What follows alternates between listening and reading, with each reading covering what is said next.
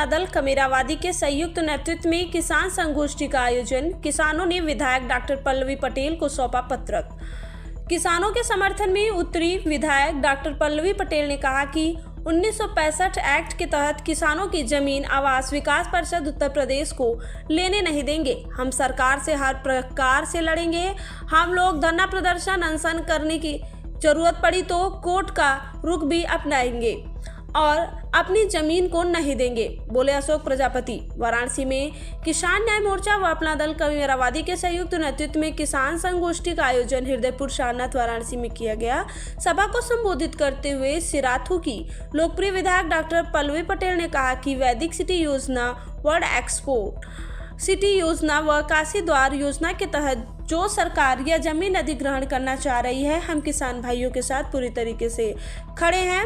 हम इसकी आवाज़ सदन में भी उठाने का काम करेंगे और कहेंगे कि 1965 एक्ट के तहत किसानों की जमीन आवासीय विकास परिषद उत्तर प्रदेश को नहीं लेने देंगे। इसके साथ साथ इस परियोजना को वापस करने के लिए अंतिम दम तक किसानों की लड़ाई लड़ेंगे। परियोजना को वापस करने के लिए किसानों ने पत्रक भी दिया। हमारी लड़ाई तो ये होनी चाहिए। आज वैदिक सिटी आ रहा है, कल कोई और सिटी आएगा, आधा हृदयपुर जा रहा है पकड़वा से लेके, कल पूरा चला जाएगा। तब कहेंगे कि अब मेरे लड़ाई में कोई नहीं आ रहा। यहाँ लड़ाई किसी व्यक्ति का नहीं है, यहाँ लड़ाई हमारी सरकार से है। सरकार हमारी बातें अगर नहीं सुनती है तो हमारे पास एक ही विकल्प होता है, धरना प्रदर्शन। हम ये नहीं कहते आप चलिए पटरी उखाड़ दीजिए, हम ये नहीं कहते किसी गाड़ी को तोड़ दीजिए, हम ये कहते हैं कि अपनी आबादी दिखाइए, अपनी किसी भी मांग को लिए। आज जो ये लोकतंत्र है, इस लोकतंत्र में अधिक से अधिक भीड़ तंत्र का ही सहारा लिया जाता है और भीड़ तंत्र से ही आप किसी भी आंदोलन या किसी भी लड़ाई जीत सकते हैं। चाहे शिक्षा की लड़ाई हो, चाहे स्वास्थ्य की लड़ाई हो, चाहे मांग की लड़ाई हो, चाहे जमीन की लड़ाई हो, चाहे वैदिक सिटी हो, चाहे जो भी हो। ये कीमतों से कीमतों तो हो गया। टोटो वाला शहर में आप लोग बहुत आनंद लिए होंगे। बताइए जाम की जो स्थिति है, क्या बनारस फ्री हो गया? जाम कभी फ्री नहीं होगा। इसलिए नहीं होगा कि जहाँ आबादी बढ़ती है वहाँ परेशानियां थोड़ी आती हैं। यहाँ पर बच्चे सभी किसान भाइयों, मैं जो है पिंडरा ग्राम सभा का निवासी हूँ। हमारे यहाँ काशी द्वार के नाम पर जमीन जो है हड़पी जा रही है। हम जो है संयुक्त किसान मजदूर मोर्चा के अध्यक्ष हैं और हमारे ओर से तो बहुत से लोग नहीं, केवल 6 आदमी आए हैं।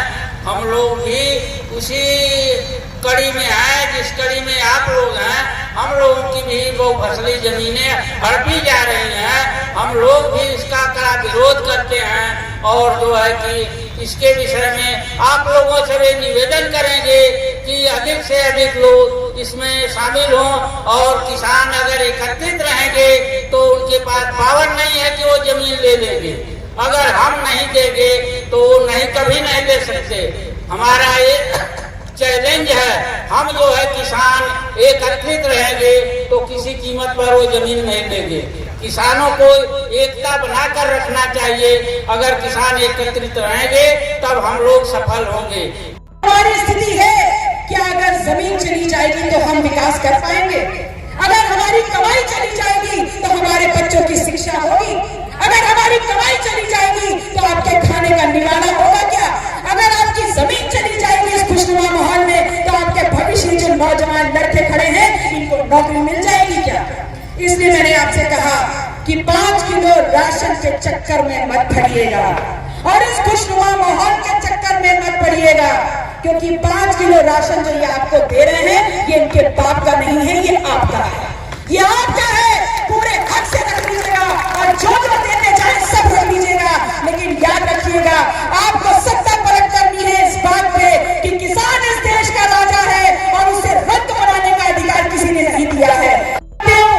और सवाल पूछती हूँ कि आप लोग कांवड़ यात्रा का हिस्सा बन के रह जाना चाहते हैं या अपने परिवार के लिए, उनके विकास के लिए, अपने समाज के लिए अपनी नौकरी की गारंटी चाहते हैं?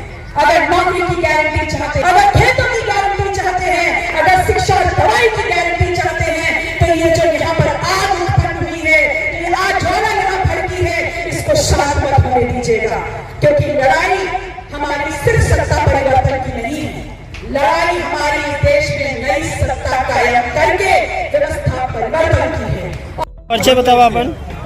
सुभाष पटेल, उदयपुर। आज ये जो किसान संगोष्ठी रहा इसमें आप लोग आए रहे, क्या क्या मांग रही है आप लोग की? हम लोग को मांग है कि जमीन नहीं देना। अच्छा, क्यों नहीं देना चाह रहे, क्या वजह है? हम लोग जमीन नहीं देना है बस। अच्छा, तो जो रिंग रोड में जमीन ली गई थी उसका मुआवजा आप लोग को मिल गया था पूरा? नहीं, अभी पूरा नहीं मिला। अच्छा, तो उसी वजह से चाह रहे हैं कि पहले पुराना हिसाब क्लियर और फिर नया? नहीं, पुराना नया, पुराना क्लियर और नया वाले में देना ही नहीं। क्या क्या समस्याएं आ रही हैं आपको यहाँ? जमीन दे के कहाँ जाएंगे? नहीं, समस्याएं क्या क्या आ रही है? जो आगे कानून पास हो रहा है उसमें समस्याएं क्या क्या है जो जमीन लेने? हमको लोगों को देना नहीं। चलिए जी, परिचय बताएं। मैं सुशील पटेल, विद्यार्थी हूँ MSc का, मूल निवासी हृदयपुर सारनाथ वाराणसी। हमारी ज़मीन वैदिक city, world expo, new Kashi में सरकार जो है अपने मनमाने तरीके से अधिग्रहित करना चाह रही है, जो कानून के अंतर्गत में नहीं आता है। धारा 28 प्रकाशन में 1965 के अंतर्गत वो नोटिस भेज रही, जो सरासर गलत है। 2013 में एक नया कानून आ गया है जो किसानों के हित में है।